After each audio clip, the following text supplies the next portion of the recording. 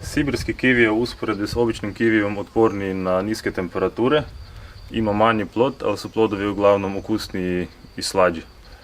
Ovo je četverogodišnja sadnica sorte Ananaska ili Jumbo, a kao oprašivač je posađena sorta Wakey. Ove bijele šare po lišću su normalna pojava, nije bolest i to je karakteristično za tu sortu. Neke sorte imaju i ružičaste šare, pa takav kivi može biti ukrasan. Kivi je dvodomna biljka, što znači da imamo biljke sa muškim cvjetovima i one koje imaju samo ženske cvjetove. Pa ako želimo plod, trebamo imati žensku sortu koja će dati plod i mušku sortu koja će služiti kao oprašivač. Muški cvijet ima samo prašnike, nedostaje tučak, pa ne može nastati plod.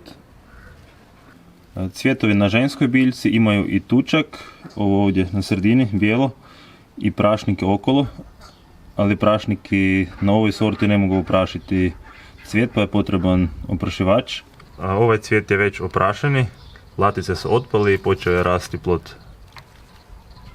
Sibirski kivi u povoljnim uvjetima može narasti do 5 metara godišnje, međutim ovaj je s intenzivnim rastom počeo tek u 4. godini nakon sadnje i sada je u mjesec dana narastao već 1 metar, a i grančice su odmah iz početka debele poput prošlogodišnjih. Sada u 4. godini prvi put i ženski kivi ima cvjetove, pa ću vam na jesen moći pokazati kako izgleda plod kod ove sorte. Sorta se zove Ananaska ili Jumbo, a još jedan naziv koji se koristi je Ambrozija.